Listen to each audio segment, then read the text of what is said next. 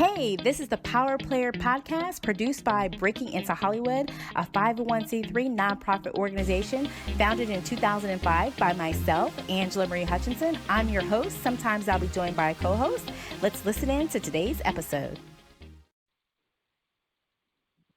Hey, Amanda. So thanks for joining us on our Power Player Podcast. We're excited to chat with you today. Thanks for having me. Excited as well. So tell us a little bit about what it is you do. You currently work at Spotify, and I guess also just to kind of give us, those who don't know what Spotify is, although I don't know who doesn't know, but for those that don't know, it just sort of give us an idea a little bit about the company and what your role is. Yeah, sure. So Spotify is a global music streaming service or audio streaming service now that we've incorporated podcasts into our content. Which basically it makes, music and podcasts and audio content available to many, many different territories around the world for one monthly price for premium or for free with ads. So we recently have kind of moved into shifting part of our focus to podcasts as well, which are obviously, audio formats that aren't dependent on music, can be anything from news and things like that to culture, sports, pretty much covering anything. So now that we've introduced that new content vertical, we're starting to kind of ramp up marketing efforts around that just to bring awareness to people that Spotify does have podcasts and other types of audio content, not just music, and then kind of point people in the right direction of what content they might want to listen to. So that's where I come in. I joined about, 5 months ago. At this point, working specifically on social marketing efforts for podcasts. So building an online community and identity around podcasts for the company and building in a way to engage with different fans and audiences and bring content to them through social efforts. Cool. I just love, first of all, one reason why I love your position and just I think it's so cool because it's a position that literally would not have existed 10 years ago, or you know what I mean? Like it's such a new, fresh job role in which you're doing, which is seems like it would be kind of exciting for you, maybe also a challenge too, because it's like there's not necessarily a precedent of what's expected, you know what I mean? Totally. But it seems really exciting. Yeah, it's definitely one of the reasons I took the job. It's just really exciting to come in and build not just a new practice at the company, I'm the first hire doing social for podcasts here, but also just to your point, a completely pretty new discipline that changes all the time. Every few months, we're learning all of our best practices and things like that. So that on top of, this is a new space for Spotify to really invest more in. Everything's super new and we're experimenting and testing a lot, which is really, really fun and really rewarding. Yeah, that's exciting. So in terms of, how did you get your current role or, what is some of the experience that you had prior to this position that sort of, landed you to where you're at now? Yeah, so my the short kind of form background that led directly to this job was I was doing a really similar role for 3 years prior to being at Spotify at Hulu. So I was doing social marketing for TV, building a community and a social presence and marketing efforts around different originals they had. I worked on The Handmaid's Tale, all of their Marvel shows, stuff like that. So it's really similar to what we're trying to implement here at Spotify, which is coming up with, a cohesive identity for Spotify podcasts, who is that to the consumer, what's the personality and that, that type of stuff, and what content are we making to entertain and market to them. But then also doing it at a show level for all of the different podcasts that we're producing in-house as well as the ones that we just host on the platform. So my role at Hulu was pretty similar, just for obviously a different type of content. But the skill set that led to this job and this kind of job in general really started back when I was in college and I was a film student. So I was working on producing short-form content, distributing it online for people to watch. Student filmmakers don't often get to screen their work in theaters, so it's all distributed as digital content essentially. So that was really where I kind of got my start in that and just developed an interest in the social space. And then I just kind of grew up as a gamer and a citizen of the internet with just a really keen interest in like how people were talking to each other online, the fact that you could do that online. I grew up, as one of the first ages where the internet was new when I was a kid, and now is such a huge part of everyone's daily lives. So I have both sides of the coin and remember what it was like without it, and just developed an interest in, talking to people online, finding different communities to engage with and all of that, which is a really core part of any social job at any company for anything. So that kind of was a really, really early on interest that led to this job now. That's cool. That's really cool. And it's interesting, too, that you majored in, that you had a film background, because I think a lot of times college students and even people as they already are working professionals sometimes feel like they often need to have a direct path to, what it is they want to do. And I feel like so often you don't necessarily have to have a direct path, to what you want to do, just as long as you have some interesting, unique skills and you're taking away information that can be valuable to a position or to a company, Totally, yeah. I mean, I never took a marketing class until I went to grad school, and I did a one-year program that was media innovation focused. But in my undergrad time, I never took a single marketing class. I never took a class about social media. They didn't exist when I was in college. Now, there are a lot of different classes that either incorporate social media or are entirely predicated around learning about it. So I never took any marketing classes. I was just really interested in making content. And that shifted into an interest in, digital content and the strategy and a whole ecosystem around making that type of stuff for an audience. And it definitely is still relevant. When I first started, I was PAing shoots and working on stuff like that for digital stuff. And now for every campaign I work on, there's some elements of, I have a marketing shoot tomorrow that I'm prepping for with talent, where we have scripted stuff. It's still a very relevant creative skill set to have. That lends itself really nicely to working in a social media focused position. That's cool. That makes sense. And in terms of podcasts, I mean, they're everywhere. I don't know how many podcasts there are, but I know there's lots. I mean, it's a very robust or saturated, depending on how you look at it, marketplace. Why do you think podcasts are so popular? I think a lot of it has to do with the accessibility of the content, whether you're a content creator or just consuming it. Anyone can make a podcast in a way that anyone could try to make a film, but you do need a certain grade of equipment, knowledge, and editing skills and things like that, whereas podcasts have really become an accessible medium for people that don't have those resources or just are interested in telling stories in a different way. So you can record it straight from your laptop or your phone even and upload it, and it's out there. So I think that's one of the things that has made it really popular for people to make podcasts.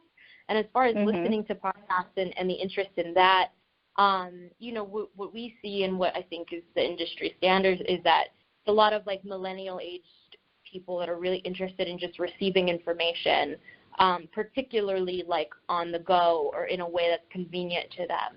So instead of sitting down to read the newspaper or long-form articles about the news or things like that, you can listen while you're doing, your grocery shopping or in the car commuting.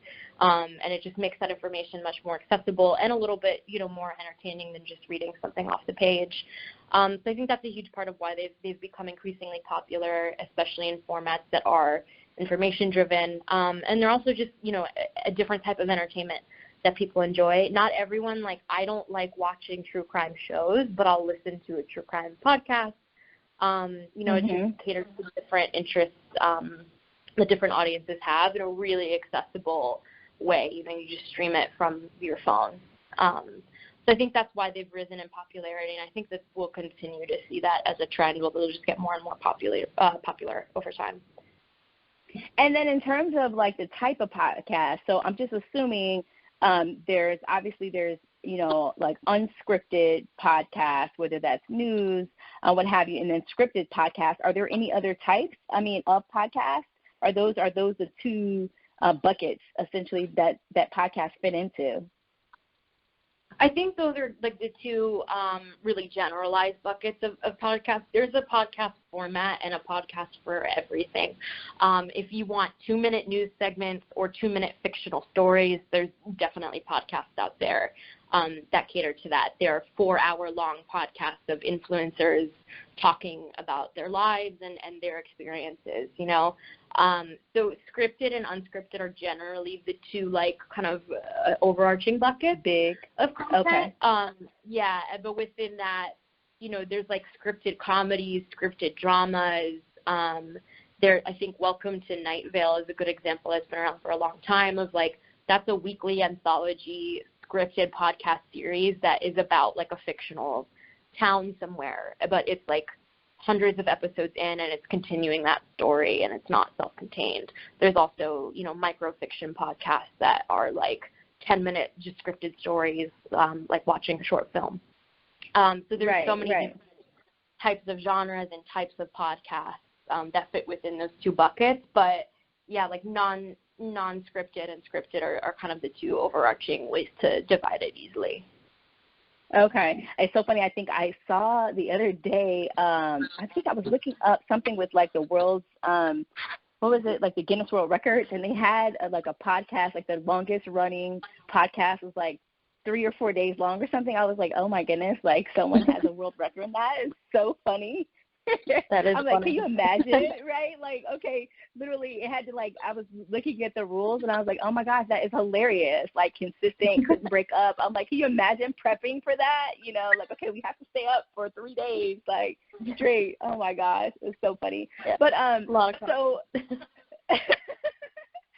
it's in terms of marketing, you know, which is, I think, a lot of what your role is in social media, basically getting viewers. Because it's like you said, anyone can basically start a podcast tomorrow, you know, as we did, you know, particularly for our members, but in general, more of like the public, you know, podcast. I mean, in terms of how people find out about it, is social media pretty much the avenue in which, when someone starts, whether it's a scripted or unscripted podcast, is that how they basically drive their audience? Is social media like a tool, do you think, in terms of people marketing a podcast? Yeah, I think, I mean, for any content, social media is the best way and the most accessible and scalable way to market your content. But for podcasts especially, you know, podcasts feel very community-oriented. You're listening to the same people talk about topics that are important to you week over week, daily, whatever the cadence is. So social media is a great way to kind of just create a place and a place where people can rally around your content and discuss it and connect with each other. Word of mouth is also just always successful, but especially if it's, you know, a smaller podcast or one that's just starting out as more of a grassroots thing. That word of mouth and just recommendations from friends and things like that is really crucial. And that can happen via social media or literally word of mouth, you know, in a conversation.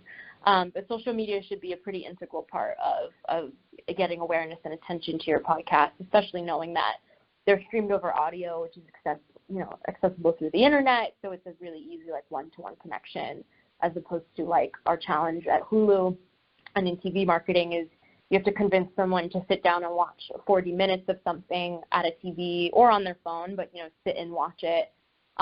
Doing that from a tweet is a little bit harder, whereas a podcast, it's just click right here and start listening. You were probably online waiting for something, scrolling on your phone anyway. When you saw the post about it, you know, you might have time to actually stop and listen at that exact moment. Yeah, that makes sense. Interesting. And what about in terms of, like, length of podcasts? Like you said, they can range, you know, anywhere from, I'm sure, probably even less than 2 minutes, but on up to lengthier. Is there an average length that tends to work well? And I know that's probably a broad question because it probably depends on the type of podcast show someone is launching, but is there any kind of a range? There really is no set range or standard for that. I think it's kind of predicated around, like, what's the goal of the podcast? Is it to give people, like, of the moment news updates? You know, there's a news podcast I listen to that's 2 minutes, released every half hour. And it's great because you just jump in whenever you have time to just listen to those 2 minutes, kind of stay informed, pick, you know, highlights from throughout the day that sound more important. whatever. Like that's a very natural way to deliver that goal of just delivering news like up to the minute. Be it like beyond social media where you literally in real time can just like tweet things out. I think that's like a great format for that purpose. There are people that will sit and listen to their favorite influencer talk for 4 hours. So that works in that case because they just want to feel like they're kind of sitting there with that person and hanging out. And that makes sense and that works in that format for that length. So there's no standard across the board, but I think there are ways to identify the right length based on like why and when do you think your audience is listening to you, and how do you cater to that and play into that, which is the same thing with release cadence. Sometimes it makes sense once a week, other times once a day is preferable. Binging 10 episodes at once and dropping it that way, like it really depends on the content and what the purpose of it is. Yeah, and I've noticed more and more, television shows, like you mentioned, like the true crime, like Dateline, for example. I watch Dateline, and they have a podcast as well. So it's interesting how they're kind of going both ways, they're going from television back to podcast. And, I'm sure some people who are creating podcasts would like to go to television and are creating, maybe for that purpose, to sell or pitch that way. So it's just really interesting how everything is like kind of converging in a way that is fit for the audience on how they want to view the content. Yeah, now more than ever, I think like the audience really is in control of the destiny of content. The internet has just made everything much more accessible. It's also given an immediate feedback forum in a way that like didn't exist with TV. So, from my time at Hulu, it was like if people were complaining about something going on with the show and it was at a high enough volume, it was addressed. Like it was circulated internally, like, look, there's 20,000 tweets about people want another season of this show, or they just really don't like it in some cases, So the audience like has that direct, way to give feedback, and that's informing content and how content is made and when and where and how, more than it, was before, which I think is great and kind of the beauty of the internet. But that probably depends on who you ask about that.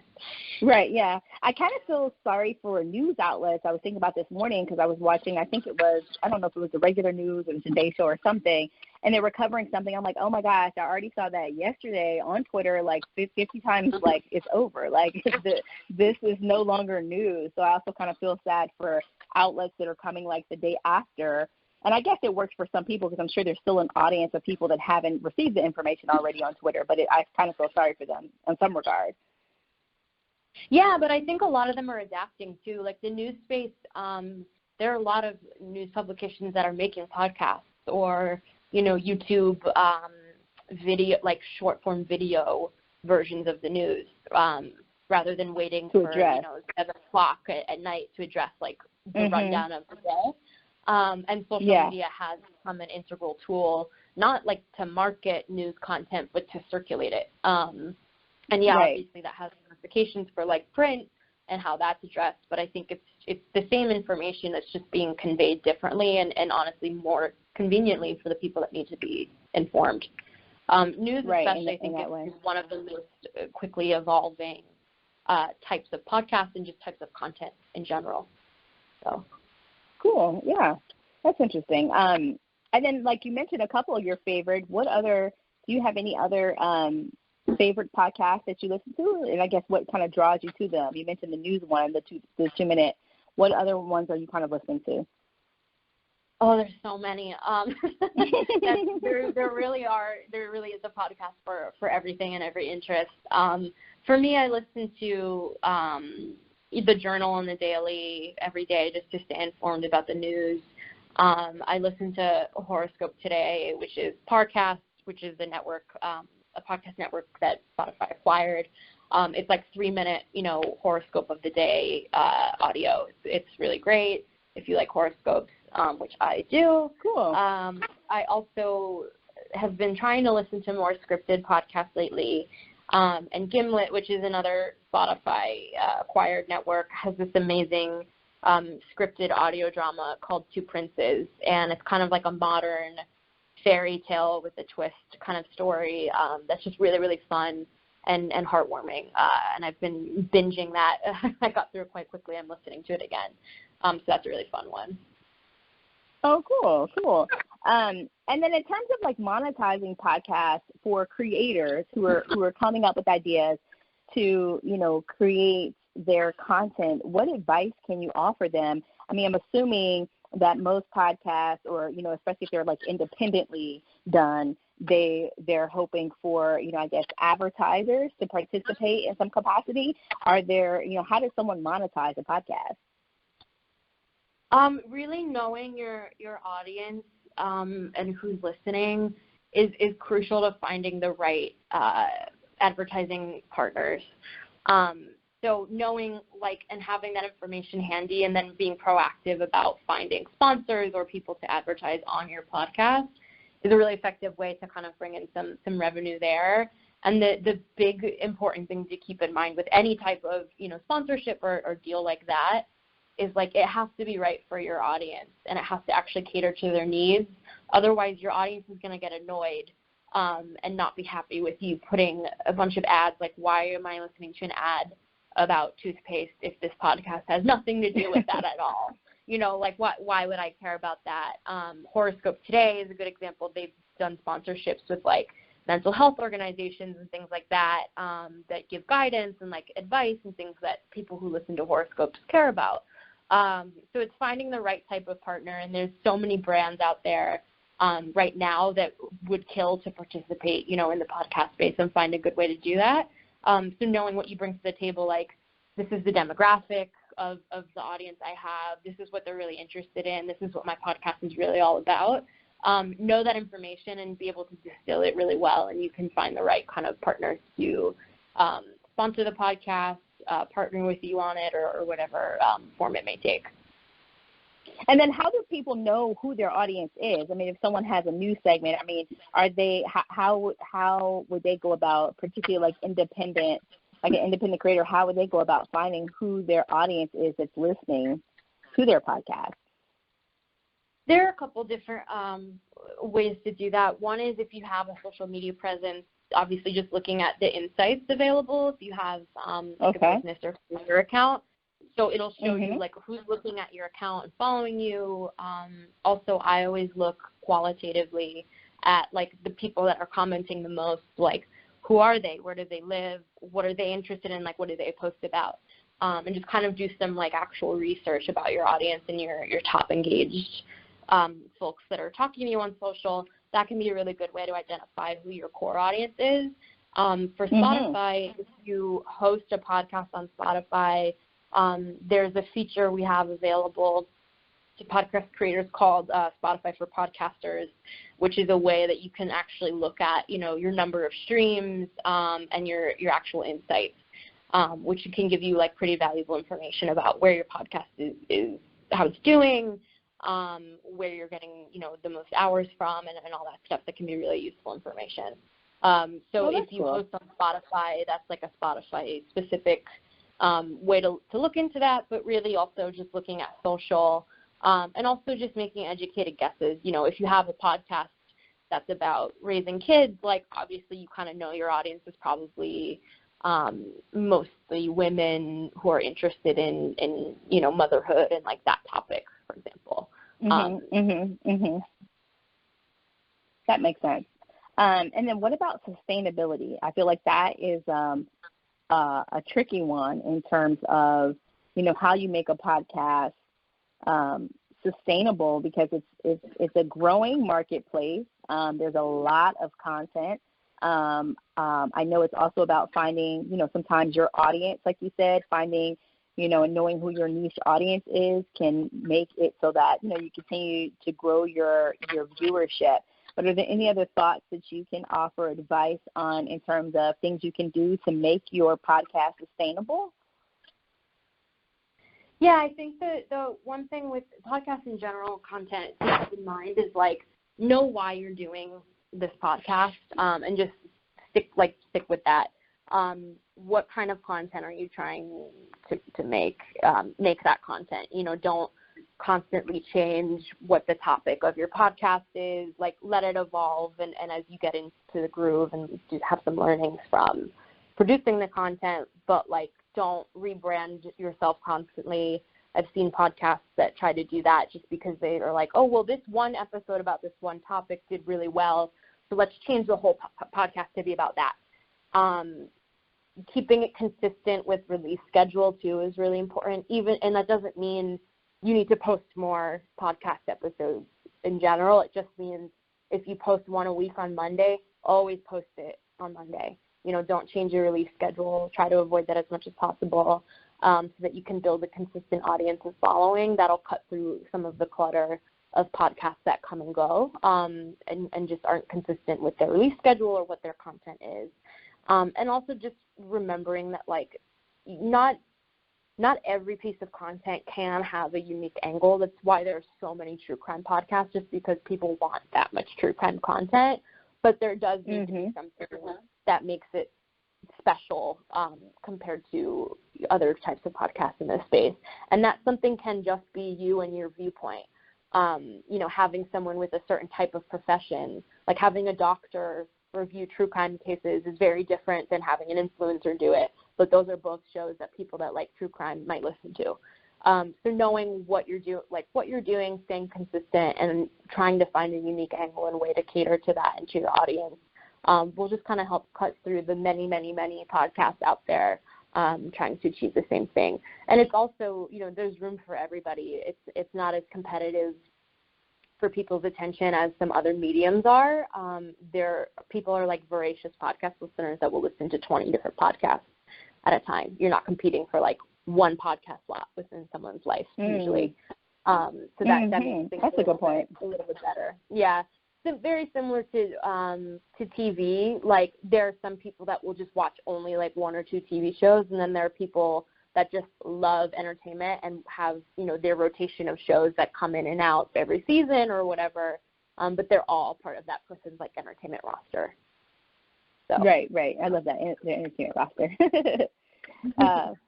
Cool. So, and I guess, is there any final, piece of advice or, anything you can think of? Are there any interesting books or resources or anything that you think is helpful in learning more about podcasts, or is it just kind of about getting in there and diving into it, or what do you think? I think one of the best ways to kind of get into, if you want to make podcasts or work in the podcast space, is diversify what you're listening to. Like, don't just stick to the genre you like. Try different things that, you don't have to listen to every single episode, but try a podcast about sports, even if you're not a sports fan, and just kind of explore what's out there, do some digging, and just kind of take some learnings from the different types of content out there and how different people approach them. There's a really great podcast by Gimlet called Startup, where they have a season where the founder of Gimlet, like, basically kind of catalogs and goes through the journey of how he founded the company, how it was developed, and all of that. But how the podcast content comes into that is part of that podcast. So it's a really interesting kind of story about how Gimlet grew to be such a dominant podcast network. So there are a lot of great learnings from the business side about that and how he went about pitching it and pitching concepts. And then, I don't have a book in mind, but I know I've read many books about the art of pitching and taking classes and things about how to pitch content. That skill set is really useful. Not that every podcast creator is looking to pitch to a network, but you want to pitch to sponsors. You are essentially pitching your content to an audience anytime you market it, or do your intro or your outro, or ask for support on Patreon. So learning like how to present your podcast and your content in a meaningful and succinct way is really helpful on a lot of different fronts. So that's definitely a skill that if you're looking to be a podcast creator and really put effort and grow your podcast, I would look into just having a little bit of that knowledge and expertise. Cool. Well, this has been some great insight you shared. I really appreciate it. I know you're busy. I know you travel a lot with work, so I appreciate you taking the time out to share with us a little bit about your journey and the podcast industry in general. Oh, yeah. Thank you for having me. It was a fun conversation. Yay. And that's a wrap on this episode of our Power Player podcast. I'm your host, Angela Marie Hutchinson, founder of Breaking Into Hollywood.